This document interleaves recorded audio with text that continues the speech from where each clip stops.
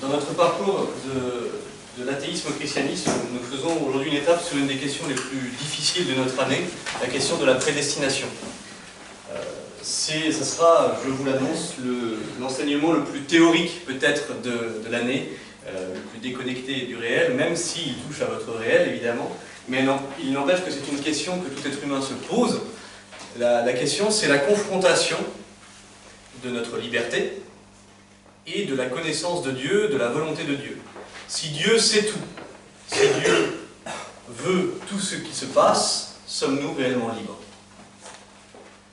C'est une question très difficile, sur laquelle il y a eu beaucoup d'erreurs, beaucoup d'hérésies, que nous allons évoquer ce soir, et à laquelle il faut réfléchir, évidemment, parce que de là dépend aussi notre sanctification. Et nous verrons à la fin de cet enseignement, c'est un véritable mystère. La conclusion, c'est que nous allons poser des prémices de réponse, mais il reste un profond mystère. Pour répondre justement à cette problématique de la confrontation de notre liberté à la prédestination, je vous propose d'abord de nous arrêter sur les notions de prédestination, savoir ce qu'elle est, comment la doctrine catholique l'a élaborée, justement, cette notion de prédestination, d'où vient-elle. Nous verrons ensuite la notion de réprobation, c'est-à-dire ce qui semblerait une prédestination négative vers l'enfer. Et enfin, dans une troisième partie, nous concilierons les deux prémices de la liberté et de la volonté infaillible de Dieu. Donc dans une première partie, nous allons commencer par la doctrine catholique, et je vous ai mis sur le plan des formules encadrées, ce sont les formules de foi qui résument un peu chacun des paragraphes, qui vous donneront au moins un fil conducteur pour cet enseignement. Mais nous commençons immédiatement donc par l'élaboration de la notion de prédestination, et à partir évidemment de l'Écriture sainte. Que nous dit l'Écriture sainte sur la prédestination? Il y a trois grands thèmes à retenir.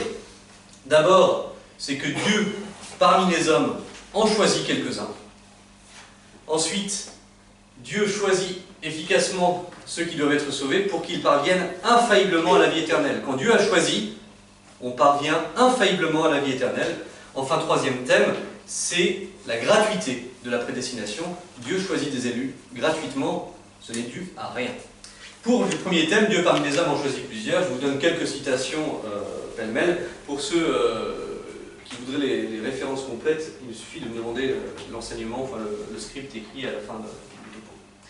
Donc Saint Matthieu d'abord nous dit « Ainsi les derniers seront les premiers et les premiers seront les derniers. Il y a beaucoup d'appelés, mais peu d'élus. » Plus loin, il nous dit « Il enverra ses anges avec la trompette retentissante et ils rassembleront ses élus des quatre vents. » Saint Luc lui dit « Sois sans crainte, petit troupeau, votre Père a trouvé bon de vous donner le royaume. » Donc il semble clair qu'il y a une élection divine, que Dieu choisit parmi tous les hommes quelques-uns pour aller au ciel.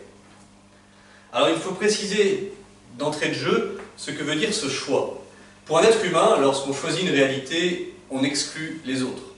Lorsque vous avez un plateau de fromage, non c'est pas mon exemple, lorsque vous avez des choix entre des pâtisseries, si vous en choisissez une, vous excluez les autres. Pour un être humain, la notion de choix, dans la conséquence, entraîne toujours un rejet. Qu'en est-il pour le ciel? Est-ce que parce que Dieu en choisit quelques-uns, cela rejette les autres? Eh bien non, il faut poser une distinction, elle nous vient du Père Gérard Deslauriers, mais je vous la rapporte. Il y a des choix qui sont agrégatifs et des choix qui sont ségrégatifs. Des choix qui agrègent et des choix qui séparent. Le choix du salut, c'est un choix agrégatif. Ce n'est pas parce que quelques-uns sont choisis que les autres sont rejetés de fait.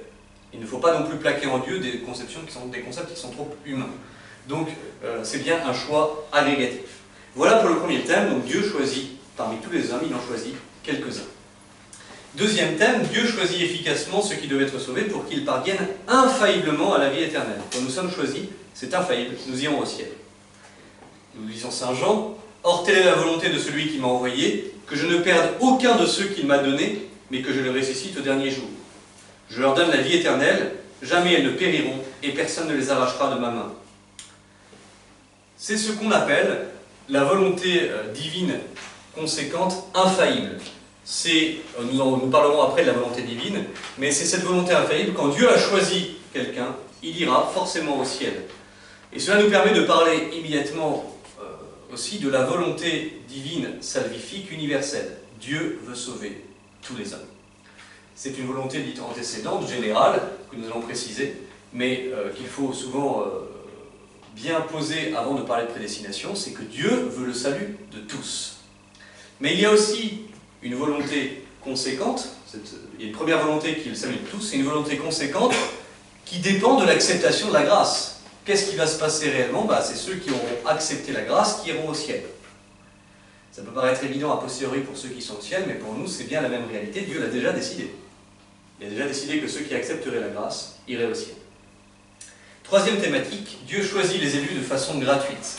C'est peut-être le plus mystérieux, il choisit librement qui ira au ciel.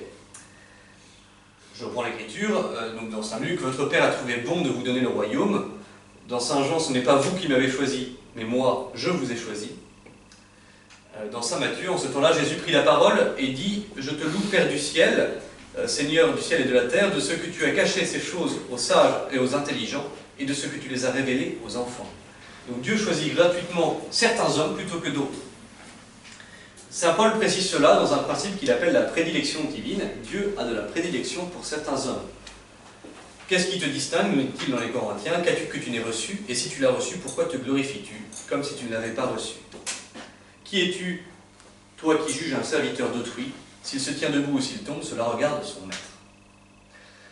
La prédestination est donc un don gratuit de Dieu. Elle ne dépend pas de nous. Dieu a choisi des élus. Nous verrons en conclusion comment se fait ce choix. Mais cela nous permet, dès à présent, de définir la prédestination, et nous allons reprendre la formule de Saint-Augustin, qui est tirée de l'Écriture sainte justement, et qui est la formule qui fait un consensus chez les théologiens. Tous les théologiens sont d'accord sur cette définition de la prédestination, et c'est le premier encadré que vous avez sur votre plan. La prédestination, c'est la prescience et la préparation des bienfaits de Dieu, par lesquels sont très certainement libérés tous ceux qui sont sauvés. Donc c'est Dieu qui prévoit ces bienfaits à venir, la gloire éternelle, et en prévoyant, ceux qui les recevront seront certainement sauvés. Dès maintenant, nous pouvons dire qu'il n'y a pas de prédestination au mal. La prédestination, pour l'instant, ne concerne que le ciel. Quand on parle de prédestination, pour l'instant, il ne s'agit que du ciel. Dieu a préparé la gloire pour certains. Pour bien comprendre justement ce problème de la prédestination et la confrontation à la liberté humaine, il nous faut faire un passage par la volonté de Dieu. La volonté de Dieu, elle est infaillible, c'est le deuxième encadré. Il est de foi qu'il y a en Dieu une volonté qui s'accomplit toujours. Cette volonté est appelée ou conséquente, ou absolue, ou efficace. Alors les termes sont importants. Il y a une volonté qui s'accomplit toujours, et c'est cette volonté qui est appelée conséquente.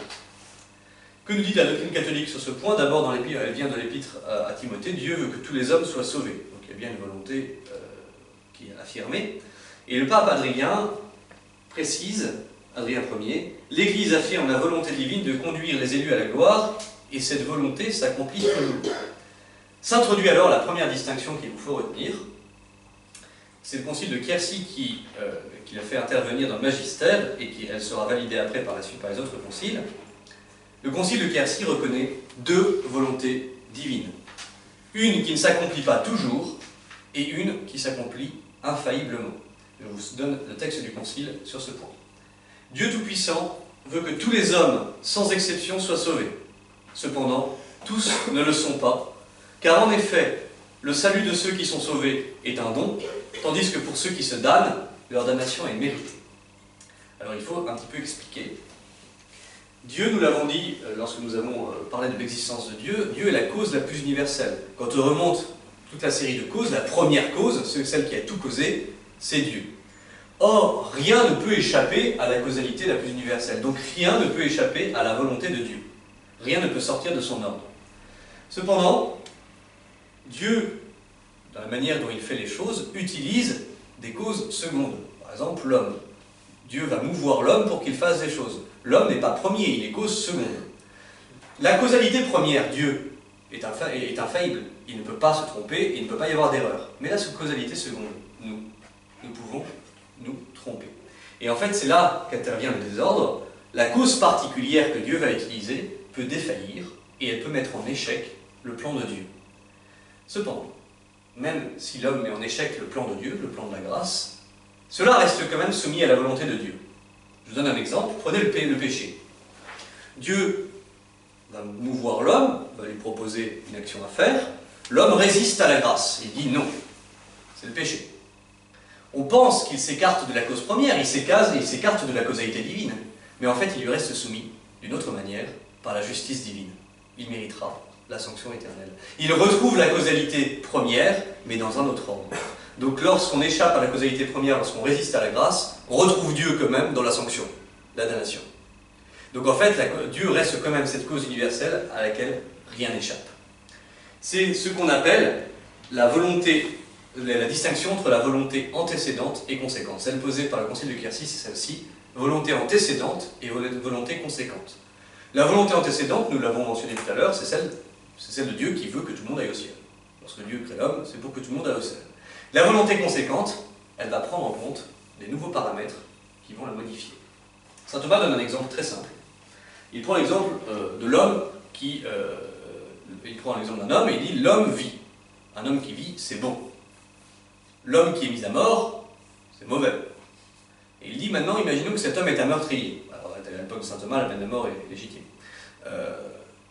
L'homme est un meurtrier. Et là, saint Thomas inverse, de qu'il est bon qu'il soit mis à mort. Il est mauvais qu'il vive. Il y a un élément qui a changé complètement la donne et qui l'inverse. Et saint Thomas tire la conclusion suivante, tout homme veut que les hommes vivent, mais il le veut d'une volonté antécédente, mais il le veut aussi d'une volonté conséquente, dans le sens où s'il y a un petit paramètre qui change, il voudra qu'il meure. La volonté conséquente, c'est celle qui prend en compte les circonstances qui changent. Ainsi, en Dieu, vous avez cette volonté antécédente, il veut que tous les hommes aillent au ciel, et cette volonté conséquente, qui est que parfois, vu qu'ils font des bêtises, ils peuvent aller en enfer. Ce sont ces deux volontés divines qu'il faut bien retenir. Alors, faites attention, parce que Dieu n'a qu'une volonté. C'est nous, notre intelligence, qui pose cette distinction pour bien comprendre le mécanisme. Comment Dieu accepte ces circonstances, qui sont dues à notre liberté, et s'en sort, justement. Comment il arrive à être juste. Pour le salut, voilà ce qui se passe. Donc Dieu a une volonté antécédente, tout homme doit être sauvé. Dieu a une volonté conséquente, selon sa justice, certains seront damnés. L'élément surajouté, c'est la résistance à la grâce. Donc on tombe bien, dans les deux cas, sous la volonté divine, mais d'une manière différente. Et c'est l'encadré suivant qui vous précise justement, la volonté antécédente, elle précède la prévision des péchés. C'est cette volonté générale qui veut que tout le monde aille au ciel. Alors que la volonté conséquente, elle tient compte de la prévision des péchés et de l'impénitence finale de plusieurs hommes. Donc en fait, Dieu sait que certains hommes vont commettre le mal et ne vont jamais s'en repentir, et c'est pour cela qu'il peut avoir cette volonté conséquente qui fait qu'ils mériteront une sanction. Donc, on pourrait penser que ça échappe un peu à la volonté de Dieu, en fait. Ceux qui font le mal, ils mettent en échec le plan divin. Mais ils le retrouvent. Et ils le retrouvent d'une autre manière, c'est que Dieu, même avec ceux qui se damnent, arrive à faire quelque chose de bien, notamment l'exemple pour nous. Ne pas faire la même chose. Il en tire toujours un bien. C'est mystérieux, mais Dieu est le seul à pouvoir tirer du bien d'un mal. Alors, précision sur la volonté salvifique universelle, Dieu qui veut sauver tout le monde. C'est de foi, hein, je vous le mets aussi dans l'encadré, que Dieu veut sincèrement le salut, non seulement de ceux qui sont prédestinés, donc de ceux qui sont élus, mais aussi de tous les fidèles. Le salut est pour tous. La preuve, d'abord, c'est que l'Église a condamné les jansénistes qui disaient que le salut était réservé, la prédestination était réservée simplement à ceux qui étaient sauvés. Mais le symbole des apôtres que nous récitons à la messe, lorsqu'on parle du Christ, qui pour nous les hommes et pour notre salut est descendu du ciel. Il n'y a pas d'exclusion d'aucun homme. Dieu, l'incarnation est pour tous. Et le Christ n'ordonne rien d'impossible. Ce qui veut dire que le Christ, non seulement veut le salut des fidèles, mais il veut aussi celui des infidèles, en leur rendant possible l'accomplissement de ses préceptes, au moins tant qu'ils les connaissent. Dieu, évidemment, veut le salut de tous, mais il fait en sorte qu'il soit possible. Et c'est pour ça qu'on dit que la volonté antécédente, c'est une volonté de bon plaisir. C'est pas simplement Dieu qui veut une idée générale, moi j'aimerais bien que tout le monde soit sauvé. Non, c'est que non seulement il veut que tout le monde soit sauvé, mais il donne les moyens nécessaires pour que ça marche, la grâce suffisante. Les théologiens disent que dans cette volonté antécédente, il y a tous les moyens suffisants pour aller au ciel pour chaque homme. Donc ce n'est pas une simple velléité de Dieu, c'est une véritable volonté de salut. Mais elle tient compte de ces circonstances et de la permission et de la possibilité d'une faute. Voilà pour ce qui est donc de ces notions de prédestination et de volonté divine qui vont nous servir à avancer. Maintenant, pour préciser la question de la prédestination, un peu comme la médecine progresse souvent dans les grandes guerres, c'est dans les hérésies que la doctrine catholique s'affine. Et c'est face à l'hérésie pélagienne, semi-pélagienne et au jansénisme que l'Église va affiner sa doctrine sur la prédestination. Alors les pélagiens et les semi-pélagiens sont ceux qui disent que la prédestination n'est pas gratuite, qu'elle est due à l'homme. Vous voyez, c'est parce que je fais telle action, j'ai le droit à aller au ciel. Les pélagiens allaient beaucoup plus loin parce qu'ils disaient que c'était possible même sans la grâce de Dieu. Si je suis sincère, si je suis bon avec telle personne, je peux aller au ciel. Ils disaient que sans la grâce, on pouvait accomplir les commandements divins. Et bon, évidemment, cette thèse a été condamnée au Concile de Carthage. Les semi-pélagiens, eux, disent que l'homme peut avoir le commencement de la foi et le commencement du salut sans la grâce. C'est-à-dire que l'homme peut en fait se convertir lui-même. Et après, Dieu donne sa grâce. Là, ça a été condamné à Orange.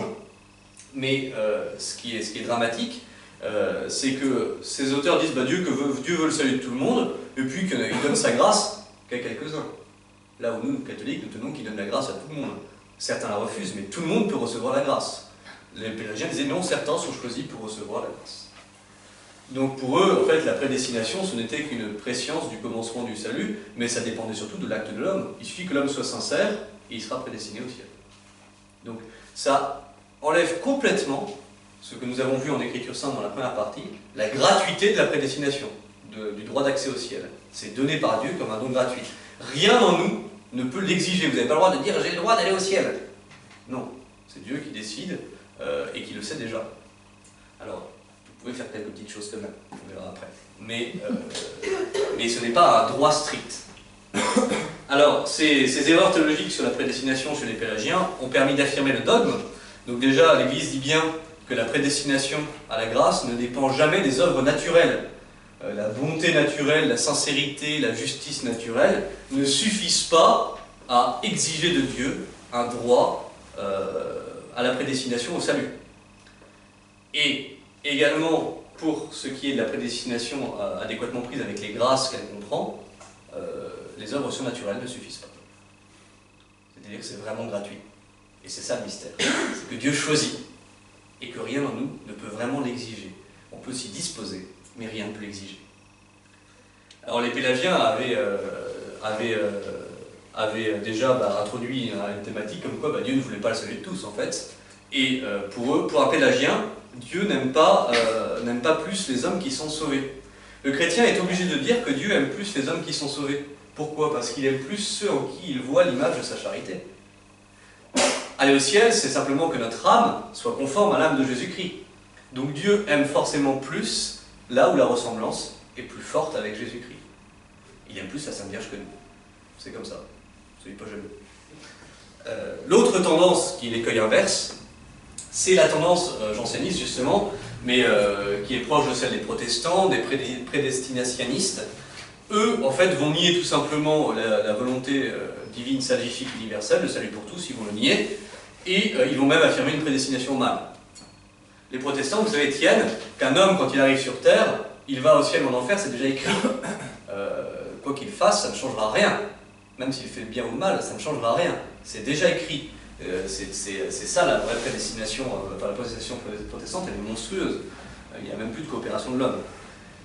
Là où les chrétiens répondent que déjà, Dieu, en un sens vrai, veut que tous les hommes soient sauvés, donc ça vaut pour tout le monde, et la doctrine catholique répond bien qu'il n'y a pas de prédestination au mal. Dieu n'a pas écrit que vous irez en enfer. Mais ce qui est vrai, c'est que dès l'éternité, Dieu a décrété d'infliger la peine de damnation à cause du péché d'impénitence finale, qu'il ne cause en aucune façon, mais qu'il permet. C'est-à-dire que Dieu permet, dans son décret sur le péché, ce que nous avons vu dans le mystère du mal, que nous avons vu l'année dernière, Dieu permet que l'homme pêche. Il le permet, il ne le cause pas. Et Dieu, en permettant qu'il pêche, en fait, il y a forcément cette permission aussi de péché final, l'impénitence finale, qui fait qu'on ne se tournera pas vers Dieu à la fin. Eh bien, Dieu ayant permis ça, il le voit, il le sait, parce que sa science lui permet de le voir, et il sait qu'en raison de cela, il devra infliger la peine de la damnation éternelle. Mais ce n'est pas du tout lui qui le cause.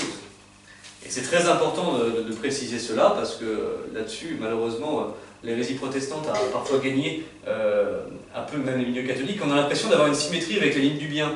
Dieu sait très bien qu'il va au ciel, et donc les gens font, bah, c'est pareil, il sait très bien qu'il va en enfer, ce qui n'est pas faux, mais on fait une stricte symétrie. Il dit, bah, donc certains vont dire, bah, il a choisi aussi, comme il a choisi ceux qui vont aller au ciel, il a choisi ceux qui vont aller en enfer. Bah, pas de chance si vous êtes dans le mauvais camp, quoi. Ce n'est pas la doctrine catholique. Alors, voilà ce que dit d'abord le Concile de Valence sur ce point. Dans l'élection, cependant, de ceux qui doivent être sauvés, la miséricorde de Dieu précède le mérite, tandis que dans la damnation de ceux qui doivent périr, le démérite précède le juste jugement de Dieu. J'explique. Pour ceux qui vont au ciel, c'est profondément gratuit. C'est-à-dire que Dieu sait déjà, avant même vos bonnes actions, que vous irez au ciel. Pour ceux qui vont en enfer, il ne le sait pas avant. Il le sait par sa science, mais c'est parce qu'il sait que vous avez déjà péché. Et c'est pour cela qu'il y a prévision des démérites, des péchés en fait de l'homme, et que Dieu peut affirmer la sanction. Alors que pour le ciel, il le fait sans prévision des mérites. C'est totalement gratuit, la prédestination. Ce n'est pas la même ligne entre le bien et le mal. Le Concile de Tuzet précise ainsi, « Aucun bien n'arrive dans un homme sans que Dieu le veuille et le fasse.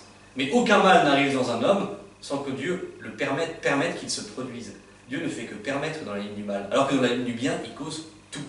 C'est pour ça qu'il peut tout à fait savoir pour la prédestination au ciel, et pour la réprobation, pour la prédestination au mal, comme certains la comprennent, eh bien, il faut d'abord qu'il ait une vue sur nos péchés.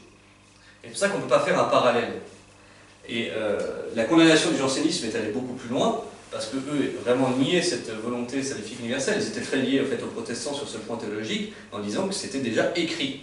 Et l'Église a bien réaffirmé que Christ était mort pour tous les hommes, et qu'il avait créé une grâce suffisante par laquelle l'accomplissement des commandements était possible. Nous recevons tous suffisamment pour aller au ciel. Il faut bien concilier cela. Et Dieu ne demande jamais l'impossible, il ne commande pas l'impossible, en revanche, il nous a suffisamment avertis de faire ce qu'on pouvait. Et il dit aussi que quand on ne peut pas faire, il faut demander. Voilà comment ces deux écueils, d'un côté le pélagianisme et de l'autre côté le jansénisme, deux écueils diamétralement opposés, ont permis d'affiner cette doctrine sur la prédestination que vous trouvez résumée dans l'encadré du milieu de page. Ce qui nous permet maintenant de parler de la réprobation. Alors c'est un thème très compliqué, parce que autant on est content d'être prédestiné au ciel, autant être réprouvé, c'est plus compliqué. Et c'est un thème dur. Quand on parle de prédestination, on parle forcément de réprobation. Faites très attention à ne pas faire de symétrie. Ce qui se passe pour le bien ne se passe pas pour le mal. Donc on va commencer par l'examen théologique de la réprobation, puis on verra un peu comment la doctrine catholique a précisé justement cela. Alors d'abord, définition de la réprobation, faites attention. Donc c'est l'inverse de l'approbation, le contraire, c'est le rejet d'une chose qui n'est pas apte. La réprobation fait aussi partie de la providence divine, c'est-à-dire cette science qui examine l'avenir, mais il y a une différence majeure que je vous ai précisée. La prédestination, c'est la raison de l'entrée au ciel. La réprobation, elle, n'a pas lieu sans présupposition ou prévision de notre défection. Donc les réprouvés sont ceux qui sont en enfer après les faits. Il y a une causalité de Dieu sur la peine, sur l'enfer, c'est lui qui condamne, mais pas sur le péché. C'est-à-dire que c'est bien l'homme qui est responsable de sa faute et qui mérite cette peine, et Dieu ne fait que l'infliger. Alors que pour la ligne du bien, c'est Dieu qui cause la grâce qu'on reçoit. Toutes nos actions bonnes, Dieu est dans la ligne du bien. Dans la ligne du mal, Dieu n'y est pas. Il est juste à la fin, au terme, et il sera pour la sanction. Et la réprobation est bien due à l'impénitence finale. Et c'est pour ça qu'on peut donner cette définition de la réprobation. C'est la providence spéciale par laquelle est permis à certains de tomber dans l'impénitence finale en prévision des péchés imputés dans la peine éternelle. Très important de dire à certains, parce que l'Église a toujours distingué entre le certain et le singulier.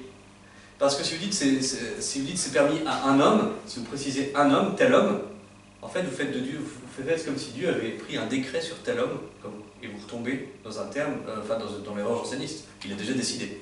C'est pour certains, c'est-à-dire que Dieu a permis généralement le péché. Il a permis généralement que les hommes tombent, il n'a jamais permis que vous, individus, vous fassiez ça. C'est une permission générale. Et c'est très important de distinguer les deux. Mais la réprobation est bien un acte de la volonté divine. Dieu réprouve bien certaines personnes.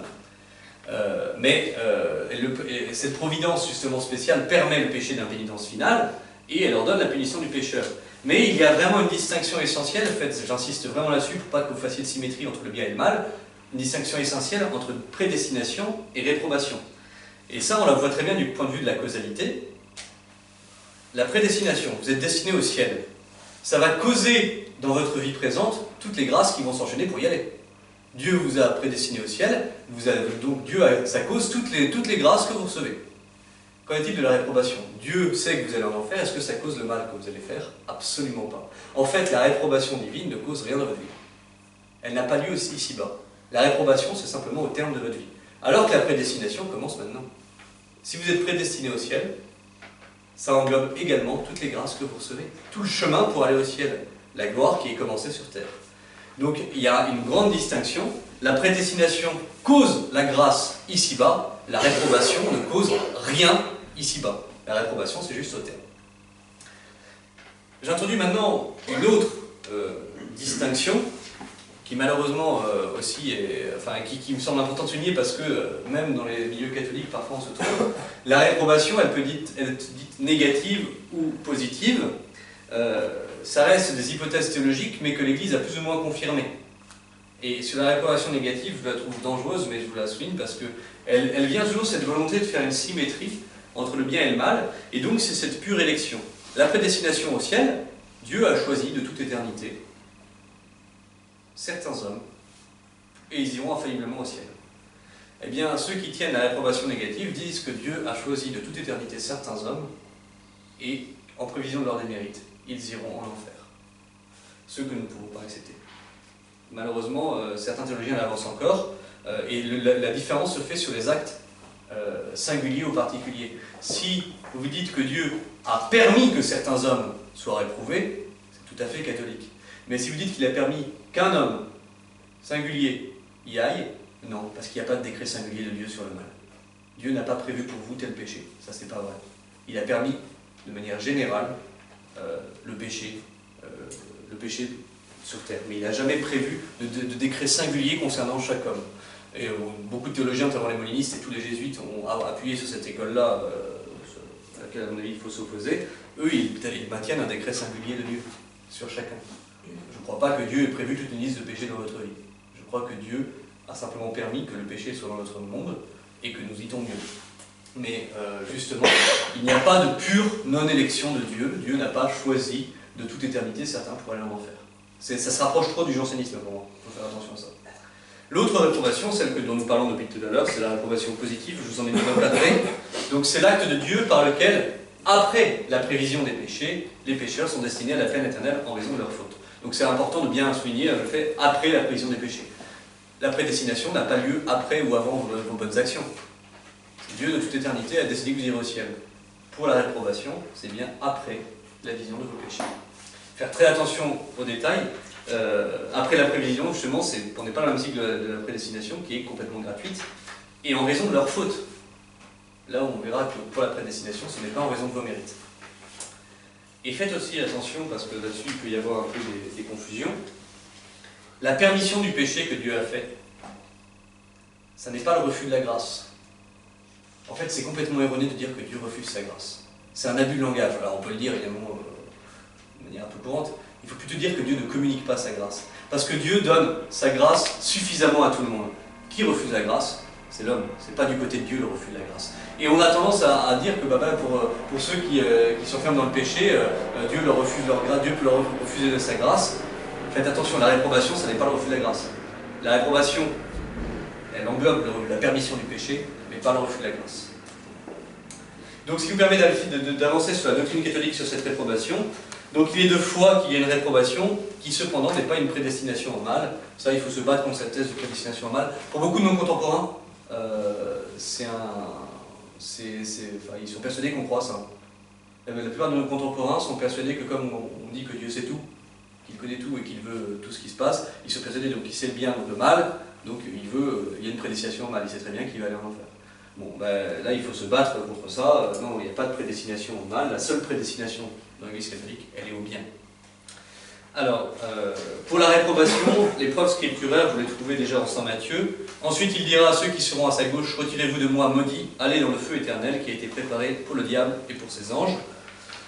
dans l'Épître aux Romains, et si Dieu, voulant manifester sa colère et faire connaître sa puissance, a supporté avec beaucoup de patience des objets de colère voués à la perte, s'il l'a fait, n'est-ce pas aussi pour faire connaître la richesse de sa gloire en faveur des objets de miséricorde que d'avance il a préparés pour la gloire. L'Épître aux Corinthiens où saint Paul dit lui-même de lui-même, mais je traite durement mon corps et je le tiens assujetti de peur d'être moi-même rejeté après avoir prêché aux autres.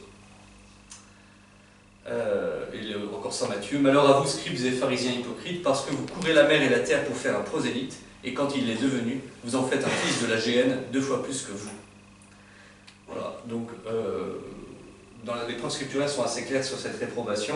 On va voir comment l'Église l'affine justement pour éviter la réprobation négative. Mais faites attention au langage. C'est vrai que parfois, même dans le magistère, vous pouvez trouver prédestination au mal.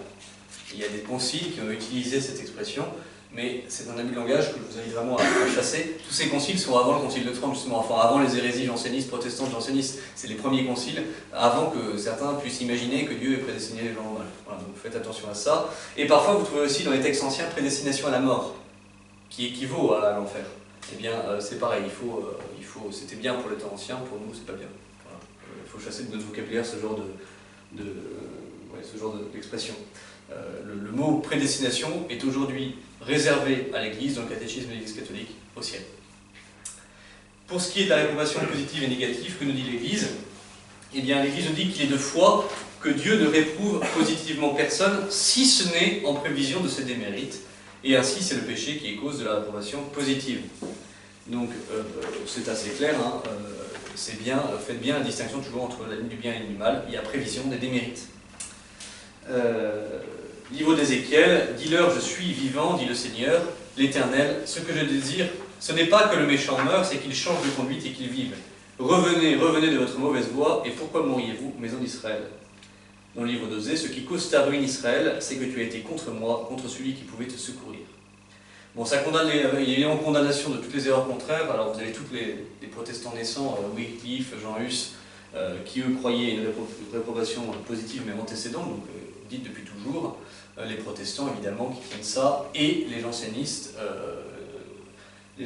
qui aussi... En fait, sous prétexte, on disait souvent au XIXe siècle qu'il fallait faire chauffer l'enfer. Pour que les gens se convertissent, on faisait un peu chauffer l'enfer. On disait, ah, il y a un enfer, vous allez y finir.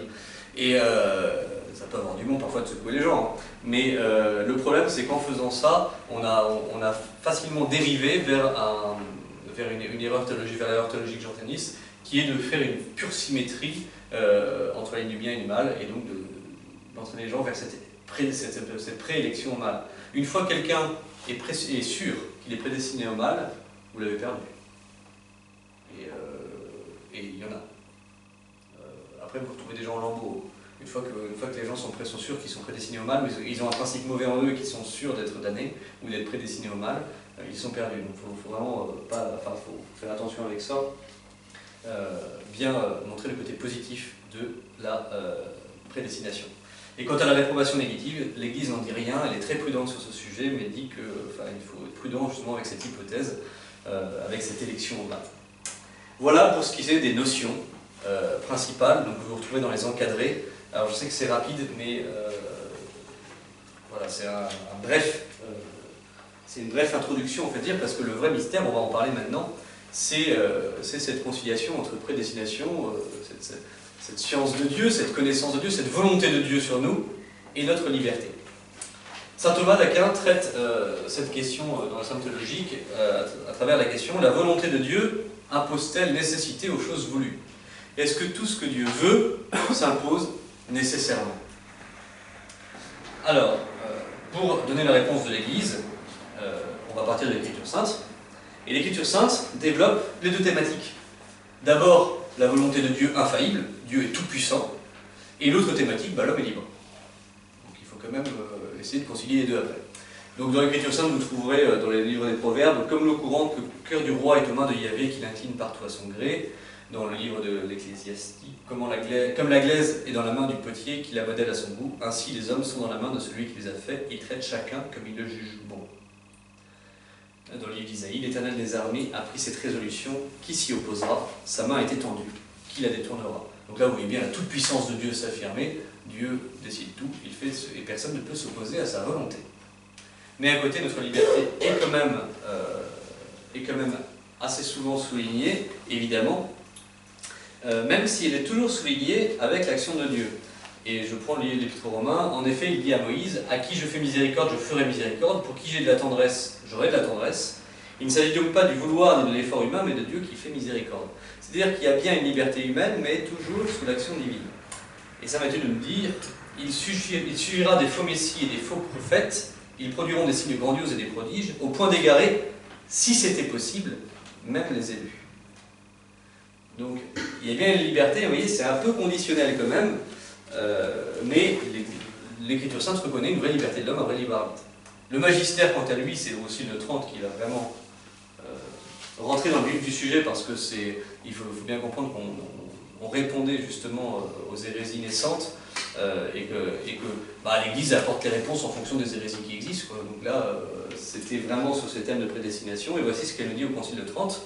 Si quelqu'un dit que le libre arbitre de l'homme, muet et poussé par Dieu, ne coopère en rien quand il acquiesce à Dieu, et qu'il ne peut refuser d'acquiescer s'il le veut, mais qu'un tel être inanimé, il ne fait absolument rien et ne se comporte purement passivement, qu'il soit anathème. Donc le Concile reconnaît parfaitement le libre arbitre de l'homme qui coopère avec Dieu. C'est Dieu qui le meut et qui le pousse à obtenir la grâce, mais il peut refuser d'acquiescer. Donc il y a un vrai libre arbitre, et le libre arbitre n'est pas passif. On n'est pas soumis à la grâce de Dieu. Quand on reçoit la grâce de Dieu, on n'est pas obligé d'obéir. La grâce n'est pas coercitive.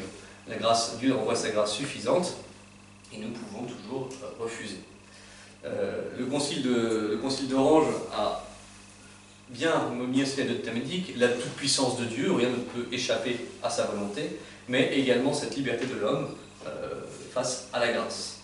Ce qui est important de dire, c'est que ce soit dans la Bible ou dans le magistère, les deux admettent la toute-puissance de Dieu et la liberté de l'homme, mais personne ne nous dit vraiment comment on concilie les deux. Et c'est là que les théologiens commencent à travailler. Alors, la doctrine catholique a quand même un peu avancé sur ce point, et on va d'abord prendre la réponse de saint Thomas avant de voir la précision qu'il apporte. Mais saint Thomas nous dit d'abord que la volonté de Dieu, ne soyez pas troublés, n'impose pas nécessité à toute chose. Donc Dieu ne veut pas nécessairement toute chose. Alors ça a nécessité quelques distinctions évidemment, mais en fait, la volonté de Dieu, elle est une, mais nous pouvons, notre esprit nous permet de distinguer certaines choses en elle. Dieu veut que les choses se produisent. Dieu cause les choses, il veut que ça se produise. Il veut que l'homme fasse des choses, il veut que les plantes grandissent, il veut que tous les êtres interagissent. Donc, c'est la cause première qui meut les autres causes. Mais lorsqu'il veut que les choses se produisent, il ne veut pas forcément qu'elles se produisent de façon nécessaire. Pour comprendre cela, il faut rappeler ce qu'est la nécessité en philosophie. La nécessité, c'est ce qui ne peut pas ne pas être. Ça ne peut pas être autrement. Je donne un exemple concret. Nécessairement, l'être humain viable, qui est le produit de l'union d'une femme et d'un homme, c'est un enfant. Ça ne peut pas être autre chose. C'est nécessaire. Voilà. C'est une causalité nécessaire. C'est une règle que Dieu a faite. Ça se produira toujours de cette manière-là. En revanche, la couleur des cheveux de l'enfant, ça c'est une cause contingente. L'inverse de nécessaire, c'est contingent. Ça pourrait être autrement.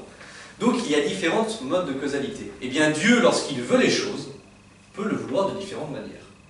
Il peut le vouloir de manière nécessaire ou de manière contingente. Et on a l'impression, quand c'est contingent, quand c'est pas décidé, que ça échappe à la volonté divine. Eh bien non, parce qu'il a voulu lui-même la contingence. Alors, il veut la contingence comme ça reste bien sous sa volonté, il faut faire attention. De toute façon, si vous supprimez la contingence, si vous ne faites que des causes nécessaires, vous supprimez le libre arbitre, vous supprimez les mérites, vous supprimez la récompense, vous supprimez les fautes, il n'y a plus rien. Donc, il y a forcément de la contingence, c'est-à-dire des choses qui ne sont pas fixées de toute éternité comme des règles, mais qui peuvent avoir plusieurs optiques. C'est déjà l'enseignement du Concile de Trente, hein, l'homme coopère en acquiesçant à Dieu. Il y a les deux éléments, il coopère mais en acquiesçant à Dieu. Et il y a bien une contingence. Il peut ne pas coopérer.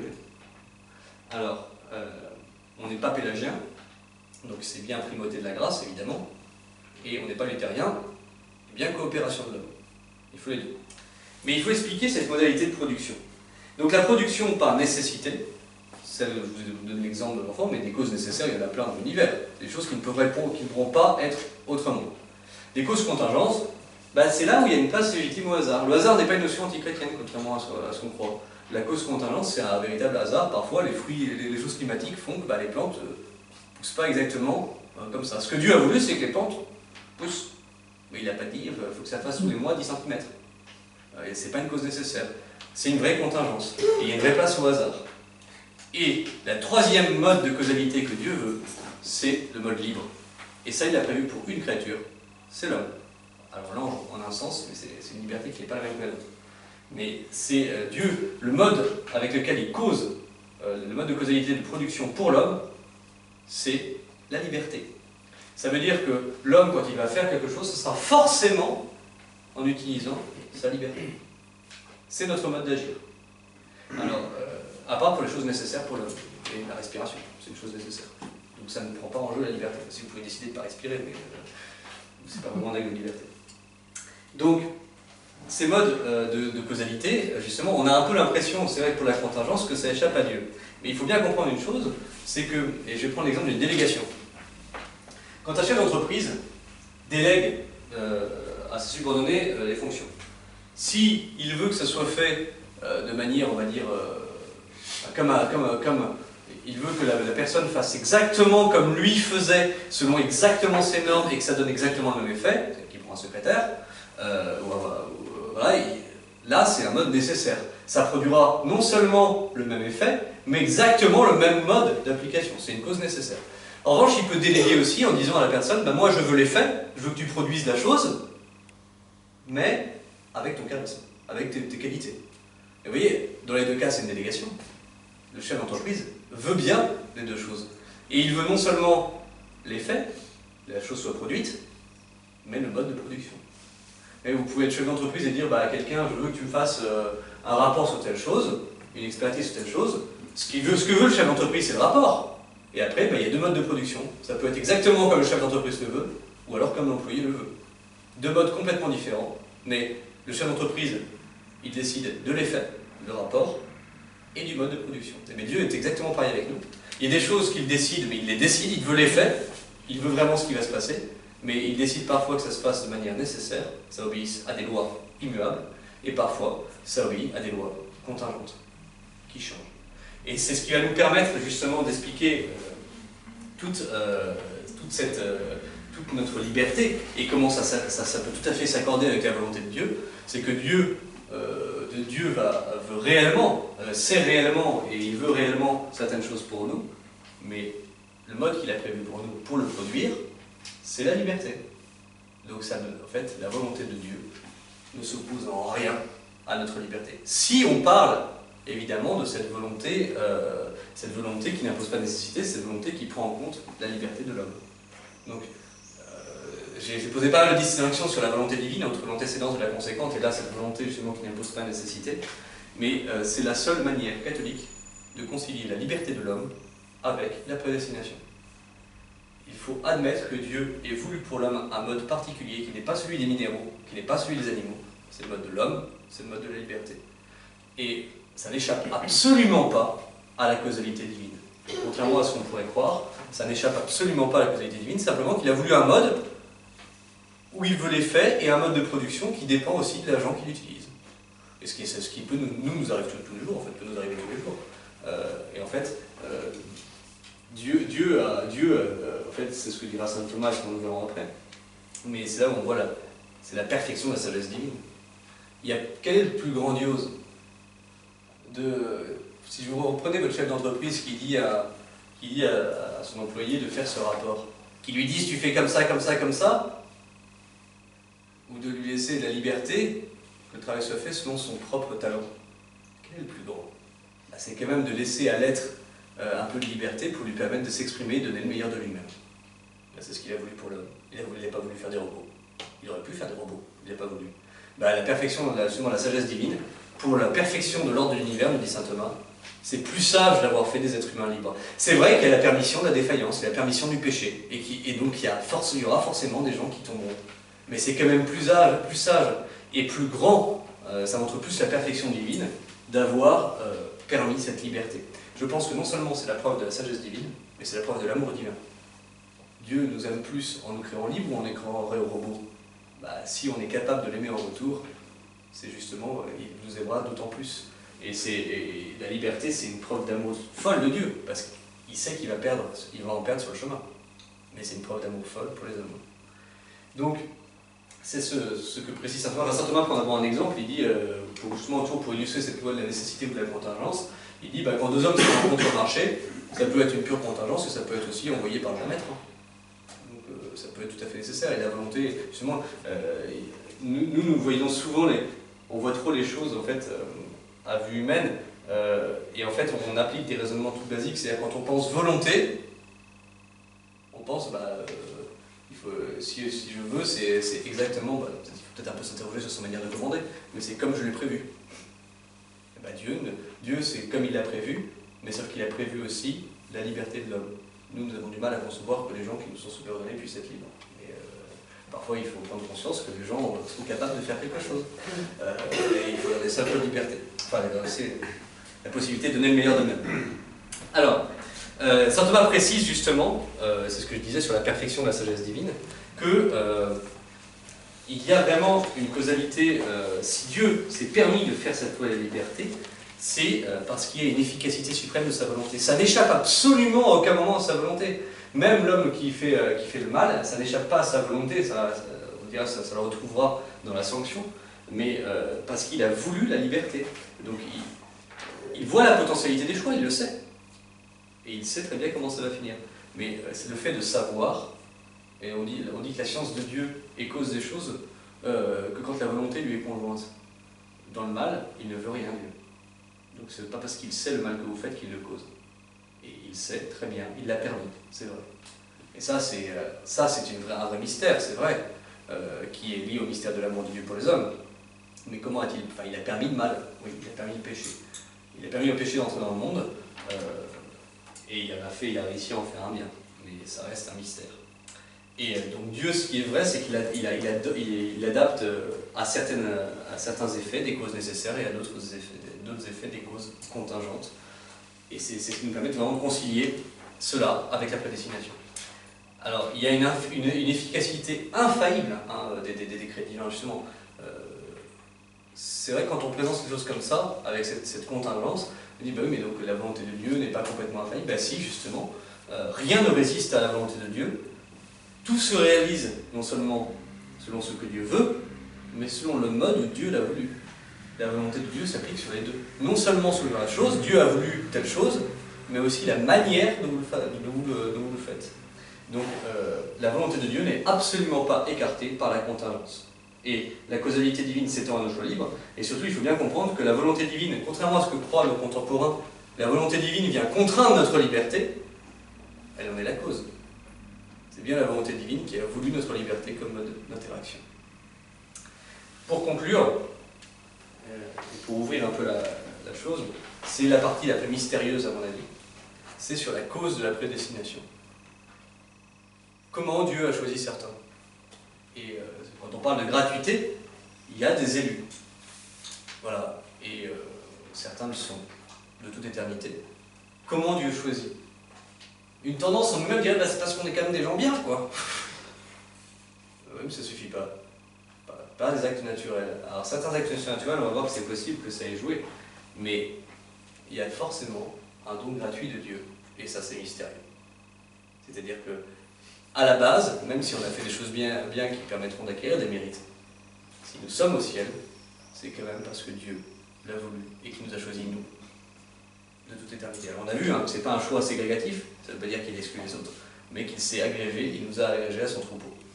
Alors pour saint Thomas, lui, traite cette question en disant, en nous posant l'interrogation, la préscience des mérites est-elle cause de la prédestination ou de la réprobation? C'est-à-dire le fait que Dieu sache ce qu'on va faire de bien, est-ce que c'est la cause de notre entrée au ciel?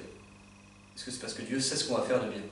Donc là, on avait parlé tout à l'heure de symétrie avec le mal, c'est un peu la question inverse, est-ce que c'est parce que Dieu a une prévision de ce qu'on va faire de bien, est-ce que ça lui permet de dire, lui, il ira au ciel? Eh bien, la réponse de l'Église est claire, ce n'est pas la préscience des mérites qui est cause de la prédestination à la vie éternelle. Ce n'est pas ça. Pourquoi? Parce qu'en fait, si vous dites ça, il n'y a plus non plus de libre arbitre. Ce qui valait pour le mal vaut pour le bien. Si Dieu sait que bah oui, il va faire telle chose, bah, très bien, il est où la liberté dans ce cas-là? Et en fait, on retombe. Alors déjà, certains qui disaient, bah, les pélagiens qui disaient que c'était avant même, eux ils disaient que c'était avant la justification, c'est-à-dire avant de recevoir la grâce, avant de se convertir, on va dire, les bonnes œuvres de l'homme le prédestinaient à recevoir la grâce. Bon, bah, c'est pas possible. Sinon, il n'y a plus de libre arbitre. Et après, certains diront que c'est les mérites qui suivent la justification. Dieu, en fait, a prévu qu'on utiliserait bien la grâce qu'il nous donne. Mais c'est pareil, ça détruit le libre arbitre. Vous êtes toujours libre de refuser la grâce de Dieu.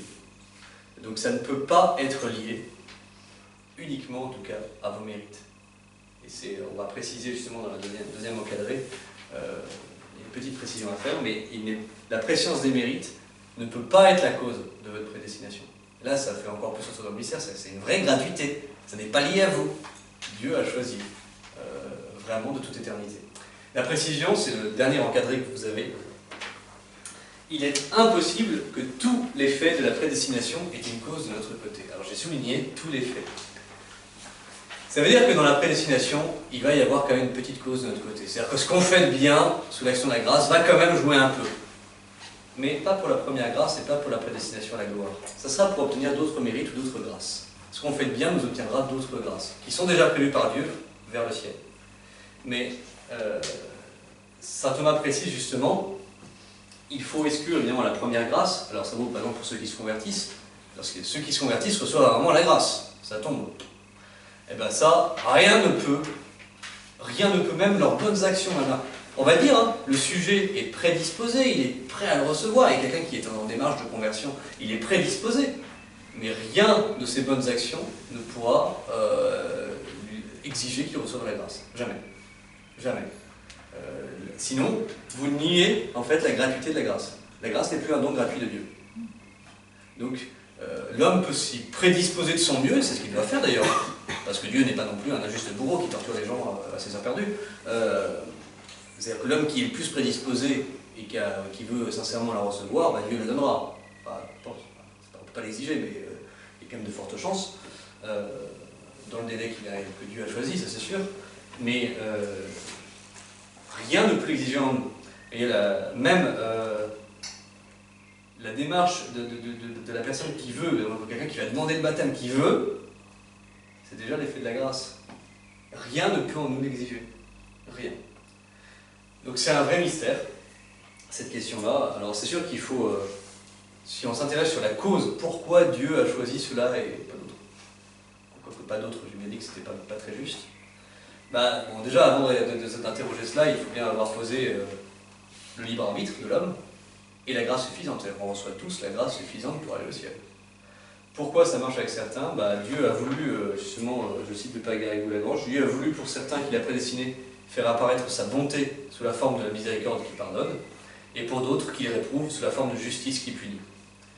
Et c'est la raison pour laquelle Dieu choisit certains et réprouve d'autres. Donc c'est vraiment un motif de miséricorde pour certains et de justice pour d'autres. Et Garrigou Lagrange dit que c'est un mystère qui est à la fois très doux et terrible. Parce que la gratuité de Dieu, c'est merveilleux. Rien en nous ne mérite de recevoir cela. Mais c'est aussi terrible, parce que pour ceux qui pêchent, enfin qui en tout cas qui demeureront jusqu'à l'impénitence finale, on va dire, c'est-à-dire qui refuseront de se repentir, eh bien là, il ne pourra rien faire d'autre en justice que d'appliquer cette réprobation positive. L'Épître aux Romains nous donne une précision. Si Dieu voulait manifester sa colère et faire connaître sa puissance, il a supporté avec beaucoup de patience des objets de colère voués à la perte. S'il l'a fait, n'est-ce pas aussi pour faire connaître la richesse de sa gloire en faveur des objets de miséricorde que d'avance il a préparés pour la gloire. C'est ce que je vous disais tout à l'heure, il va utiliser même la damnation de certains pour montrer encore plus la gloire d'autres, qui se sont battus pour rester chrétiens.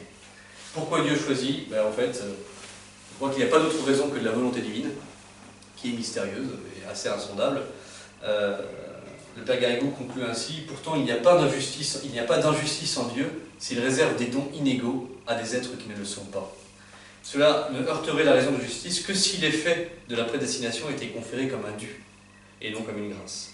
Là où on donne par grâce, chacun peut à son gré donner ce qu'il veut, plus ou moins, pourvu qu'il ne refuse à personne son dû. Le mot de la fin, c'est la parabole des ouvriers de la dernière heure, ne suis-je pas libre de faire de mon bien comme je le souhaite?